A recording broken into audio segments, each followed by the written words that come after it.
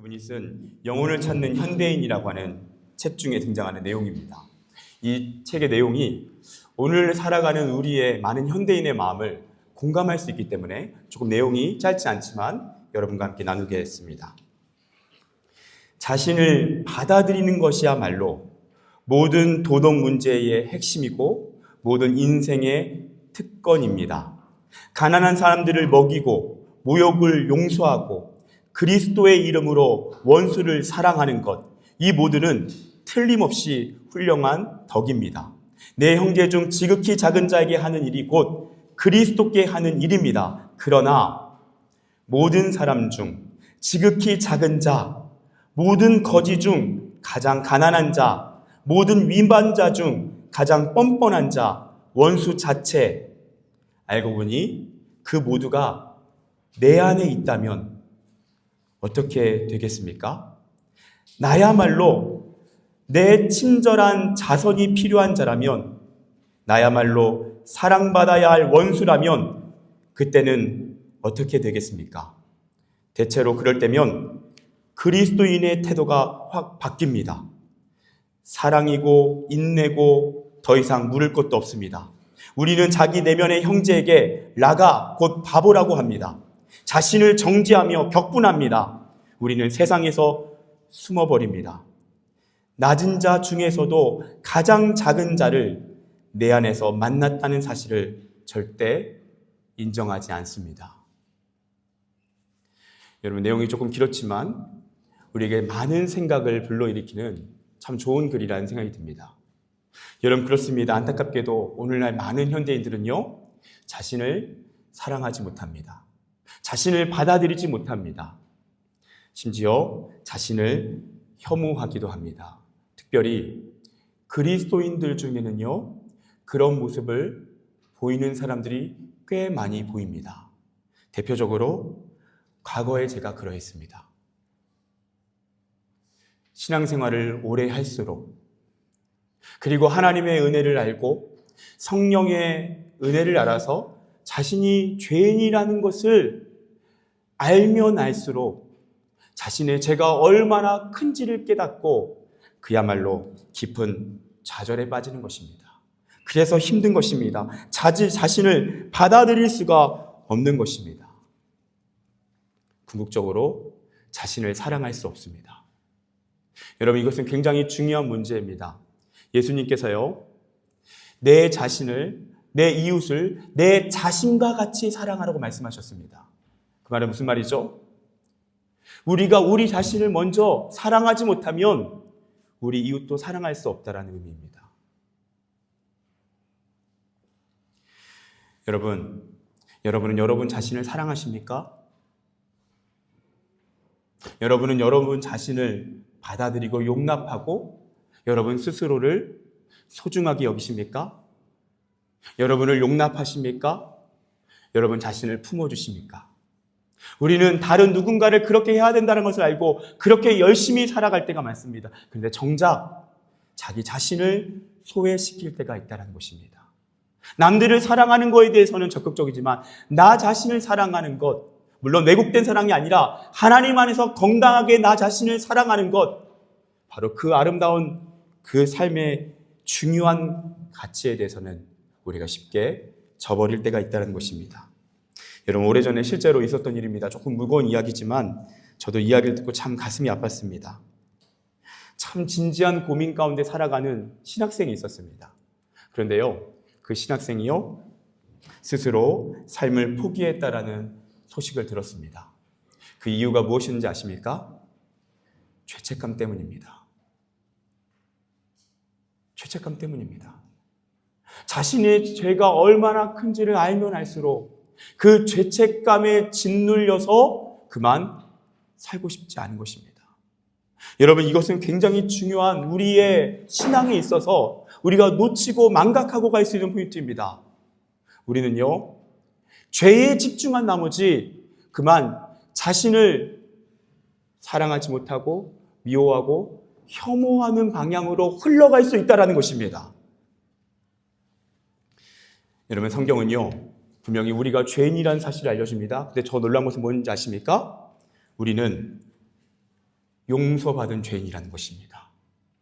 그리고 사랑받는 죄인이라는 것입니다. 더 놀라운 것은 우리의 어떠한 죄가 있지만, 평소에 죄가 있지만, 평생 우리는 죄를 짓겠지만 그 죄를 덮고도 넘칠 만큼의 하나님의 사랑이 우리와 함께한다는 사실입니다. 우리는요, 우리의 죄가 얼마나 큰지 볼수록 우리는 무엇을 봐야 되는지 아십니까? 그 죄보다 하나님의 사랑이 더 크다라는 것입니다. 우리가 얼마나 부끄럽고 수치스러운지 거기에 함몰될 것이 아니라 그런 나 자신을 포기하지 아니하고 사랑하신 하나님, 그 사랑이 그 모든 우리의 연약함과 죄와 실패와 실수와 우리의 모든 모자람을 덮고도 남는다는 것입니다. 로마서 5장 8절에 우리가 아직 죄인 되었을 때에 그리스도께서 우리를 위하여 죽으심으로 하나님께서 우리에 대한 자기의 사랑을 확증하셨느니라. 그렇습니다. 우리는 진리에 가까워질수록 우리의 죄인임을 알게 됩니다. 근데 동시에 자신이 얼마나 큰 사랑을 받고 있는지를 실감하게 되는 것입니다. 우리가 죄인 되었을 때에 바로 그때에도 하나님의 사랑이 십자가에서 증명되었다는 것입니다. 여러분, 이것이요 정상적인 신앙생활입니다. 죄가 있지만, 실패가 있지만, 나의 연약함, 나의 한계, 내 안에 있는 끊임없는 죄성과 직면하지만 그때마다 무엇을 느끼는가? 나는 어쩔 수 없나 봐. 나는 글렀어. 그게 아니라요, 이러한 큰 죄인임에도 불구하고 사랑하신 하나님의 사랑, 죄가 클수록 하나님의 사랑이 큰 것입니다. 그리고 그 사랑 안에서 우리는 감격하는 것입니다. 그리고 그 사랑을 누리는 것입니다. 여러분, 오늘 말씀을 한번 주목해 보십시오. 오늘 말씀은 예수님께서 세례받는 장면입니다.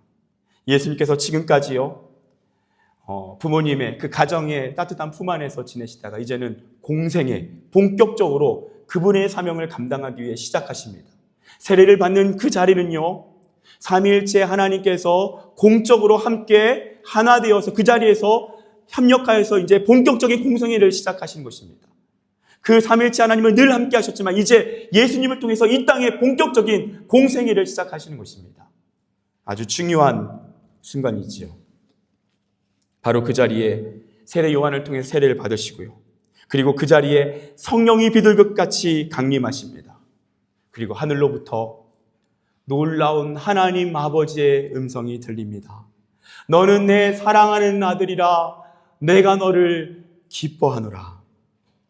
여러분, 이것이요, 하나님의 아들이신 예수님을 향한 하나님 아버지의 음성입니다. 그리고 동시에요, 하나님의 아들이고 하나님의 딸인, 하나님의 자녀인 우리를 향한 하나님의 음성인 줄 믿습니다. 예수님만 하나님의 아들이 아닙니다. 우리도 하나님의 자녀입니다. 요한복음 1장 12절, 영접하는 자 곧 그 이름을 믿는 자들에게는 하나님의 자녀가 되는 권세를 주셨다라는 것입니다. 갈라디아서 4장 6절 너희가 아들임으로 하나님이 그 아들의 영을 우리 마음 가운데 보내사 아빠 아버지라 부르게 하셨느니라. 여러분, 우리도 하나님의 자녀입니다. 우리도 하나님의 딸이고요, 우리도 그분의 아들입니다. 이 음성은 그 하나님의 자녀들을 향한 하나님의 음성입니다. 이것은 저의 지나친 해석이 결코 아닙니다. 왜냐하면요, 하나님은 동일한 메시지를 하나님의 자녀들에게 스바냐 3장 17절에서 이미 말씀하셨기 때문입니다. 너희 하나님 여호와가 너희 가운데 계시니 그는 구원을 베푸실 전능자시라. 여러분, 뭐라고 말씀하십니까? 그가 너로 말미암아 기쁨을 이기지 못하시며 너를 잠잠히 사랑하시며 너로 말미암아 즐거이 부르며 기뻐하시리라. 여러분, 이 말씀의 핵심은 무엇입니까? 하나님이 우리를 잠잠히 사랑하신다는 것입니다. 그리고요, 기쁨을 이기지 못할 정도로 우리를 기뻐하신다는 것입니다. 동일한 말씀이죠. 너는 내 사랑하는 아들이라, 내가 너를 기뻐하노라. 여러분, 동일한 말씀입니다. 이 말씀은 하나님의 아들이신 예수님을 향한 말씀이고, 그리고 저와 여러분을 향한 하나님 아버지의 말씀입니다. 여러분, 물론요, 우리가 하나님을 외면하고 거부할 때, 우리가 또한 죄로 실패할 때, 그때 하나님이 슬퍼하십니다. 여러분, 기억하십시오. 하나님의 그 슬픔보다 하나님의 기쁨이 더 큽니다. 여러분, 기억하십시오. 여러분, 우리 자녀들을 생각해 보시면 됩니다. 자녀가 있는 분들은 아실 것입니다. 자녀를 바라볼 때 어떻습니까? 속속이고요. 또 잘못하고요. 또 부모님의 마음을 아프게 할 때 그때는 아픕니다. 때로는 화가 납니다. 슬픕니다. 네, 여러분 어떻습니까?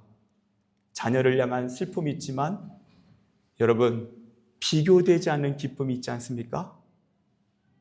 여러분, 자녀를 키우는 거 고생이라고 합니다. 맞습니다. 그런데 자녀를 키우는 부모님의 동일한 고백은 무엇입니까? 힘들지만 이 세상에 그 무엇과도 비교할 수 없는 기쁨이 있다는 것이 부모의 고백이지 않습니까? 여러분, 그 마음이 하나님의 마음인 줄 믿습니다. 우리를 향한 슬픔이 있습니다. 아픔이 있습니다. 하지만 하나님의 기쁨이, 우리를 향한 기쁨이 압도합니다. 우리의 죄보다 하나님의 사랑이 더 큽니다. 여러분, 우리 한번 오른손을 자신의 가슴에 얹고요, 이렇게 한번 고백해 볼까요? 나는 하나님의 사랑받는 자녀입니다. 하나님은 나를 기뻐하십니다. 다시 한번요. 나는 하나님의 사랑받는 자녀입니다. 하나님은 나를 기뻐하십니다. 여러분, 이것이 여러분을 향한 하나님의 진심입니다. 여러분, 앞서 말씀드렸던 것처럼 과거에 저는 제 자신이 참 싫었습니다. 신앙생활을 본격적으로 제대로 하다 보니까요, 제가 얼마나 하나님을 배신하는 존재인지를 알게 되고요, 제가 얼마나 큰 죄인인지를 알게 됩니다. 비겁한 인생이라는 것을 깨닫게 됩니다. 그러니까 제 자신이 용납이 안 되는 것입니다. 그럴 때마다요, 사탄은 놀라운 반복적인 속삭임으로 저에게 찾아옵니다. 너 같은 게 그리스도인이야? 너 예수 믿는 사람 맞아? 하나님이 너 같은 사람 사랑하실 것 같아? 여러분, 그때 제가 어떻게 했을까요? 동의했습니다. 그래, 맞아. 나는 어쩔 수 없는 인간이야.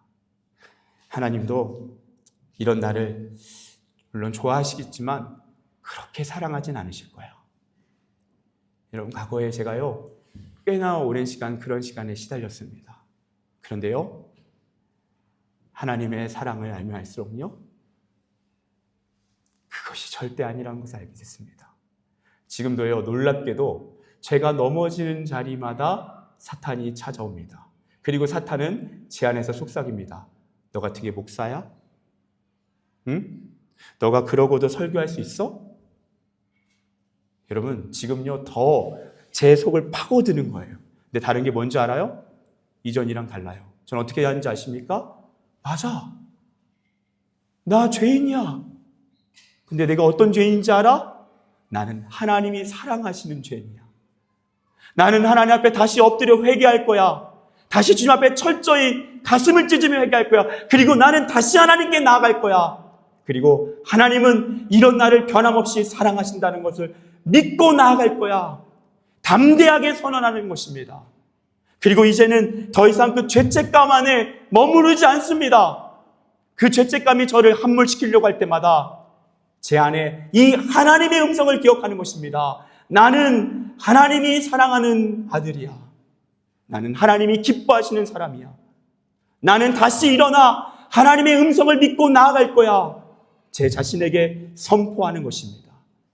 그리고요, 제가 넘어질 때마다 이제 어떠한 당당한 고백을 하는지 아십니까? 하나님, 이게 제 모습 그대로 맞습니다. 근데 하나님, 성경을 봤더니 모든 사람이 저 같은 연약한 인생 투성입니다. 근데 하나님은 그 연약한 인생을 고쳐서 사용하신 분이십니다. 하나님이 그렇게 다윗을 고치셨고 아브라함을 고치셨고 베드로를 고치셨습니다. 바울도 고치셨습니다. 하나님, 저도 그런 연약한 인생 맞습니다. 저도 고쳐서 사용해 주십시오. 제가 연약할수록, 제가 부족할수록, 제가 실패할수록 하나님은 더 큰 영광을 받으실 것입니다. 이런 연약한 자를 고쳐서 쓰신 하나님, 주님은 더 큰 영광을 받으실 것입니다. 저를 고쳐서 사용해 주십시오.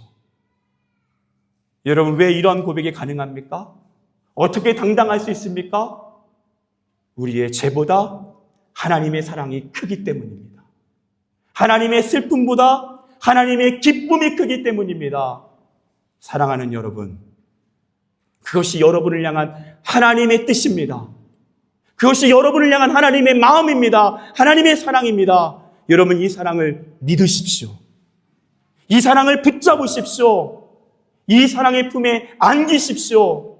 그리고 더 나아가서 여러분 자신을 사랑하십시오. 하나님의 사랑으로 여러분 자신을 사랑하십시오. 여러분을 용납하시고요. 여러분을 받아들이십시오. 그것이 하나님의 사랑받는 자녀들이 누리는 특권입니다. 여러분, 우리는 그 특권을 누리는 것입니다. 그런 우리 자신을 사랑하고요. 우리 자신을 축복하고요. 우리 자신을 격려하는 것입니다. 그러면요, 건강한 그 사랑이 나를 넘어 이웃을 사랑하고요. 공동체를 사랑하고요. 시대와 역사를 품을 수 있는 마음이 되는 줄 믿습니다. 그것이 하나님의 뜻입니다. 여러분, 또한 오늘 우리는 이 말씀을 읽어나가면서 주목해야 될 내용이 있습니다. 오늘 우리가 읽은 본문은요, 누가복음 3장의 본문이죠. 그리고 예수님이 세례받는 장면이 마치자마자 예수님의 족보가 잠깐 언급됩니다. 그리고 바로 그분의 공생애의 사건들이 진행됩니다.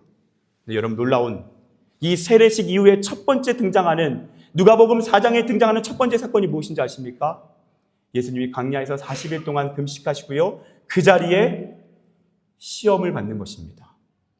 마귀가요, 예수님을 3번이나 시험하면서 그분을 괴롭히려고 합니다. 그분의 공생의 첫 장면이 바로 그런 장면입니다. 그분은요, 그 마귀의 영적 공격을 담대하게 물리치시고요. 그 다음에 그분의 사역을 당당하게 이어가십니다. 그리고 갈릴리 지역을 돌아다니다가 자신이 자라나신 나사렛 동네에 이릅니다. 그곳에서도 복음을 전하기 위해 그분은 활동하십니다. 그런데 놀랍게도 그 동네에서, 자신이 자라난 그 동네에서 어떤 일을 당하십니까?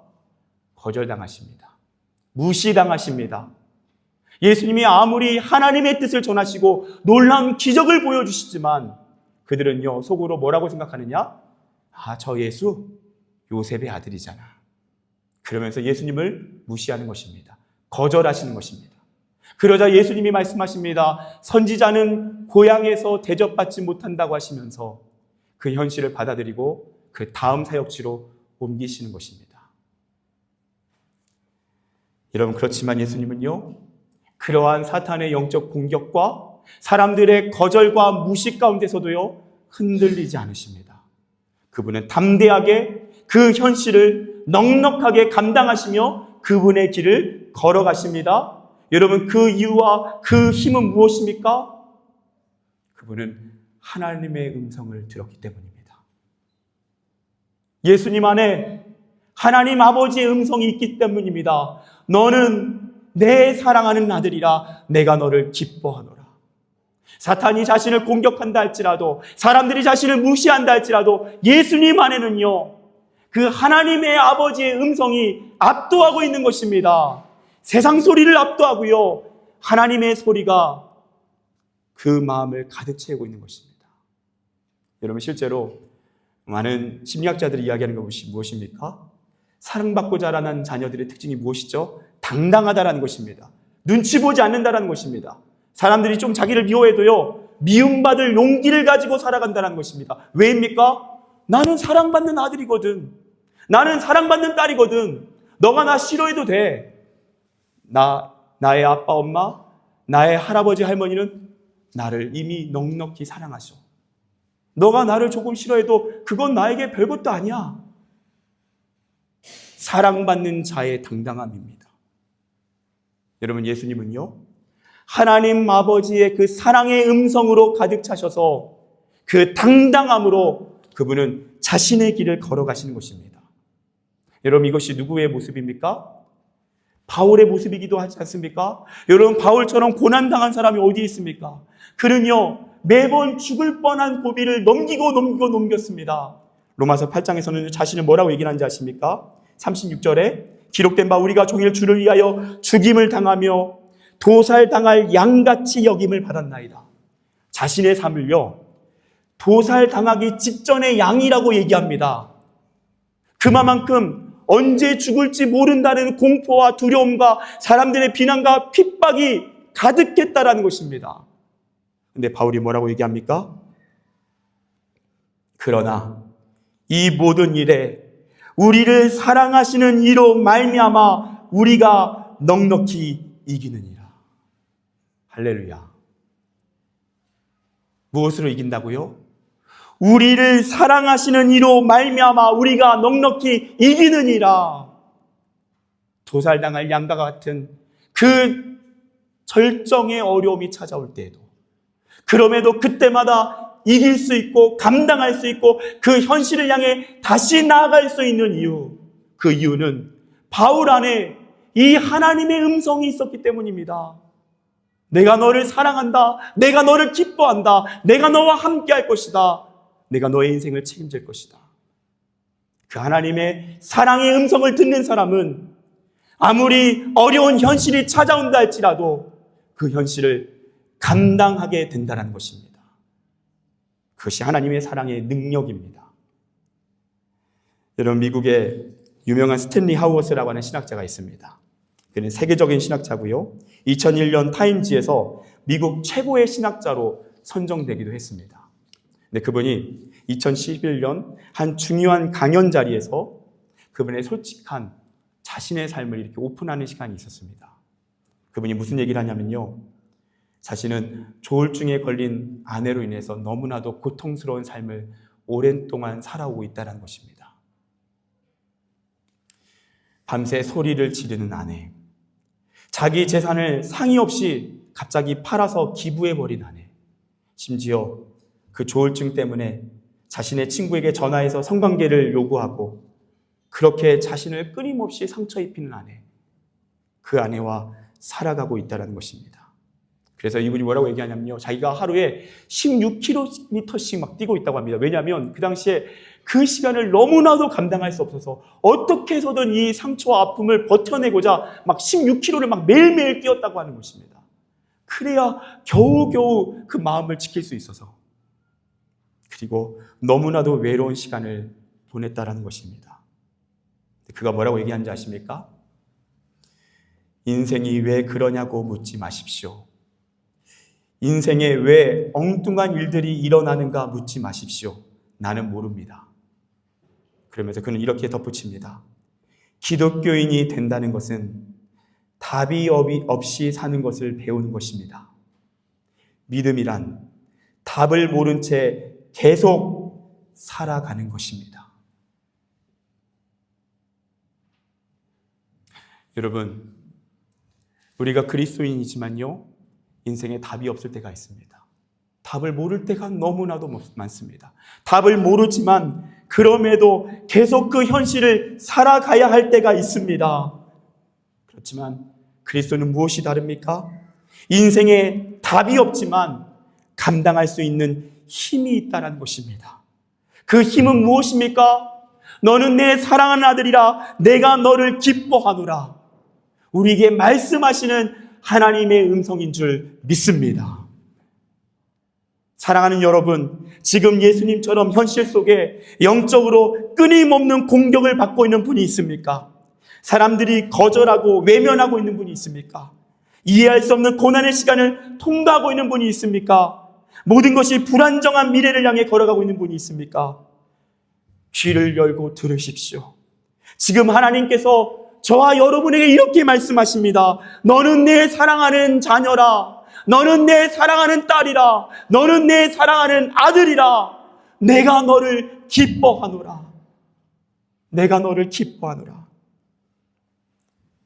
여러분, 이 하나님의 음성을 들으십시오. 그리고 믿으십시오. 이 말씀을 붙잡으십시오.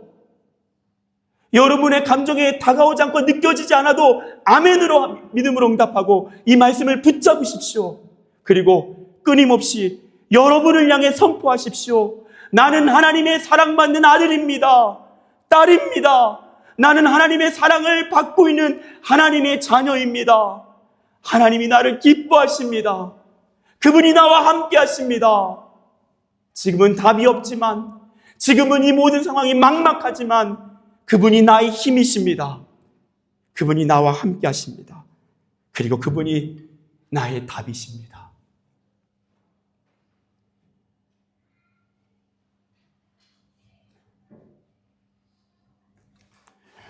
그렇게 이 하나님의 음성을 붙잡고 믿고 선포하며 나아가는 인생 가운데 하나님께서 그 현실을 넉넉히 감당하게 하시고 반드시 이기게 하실 줄 믿습니다.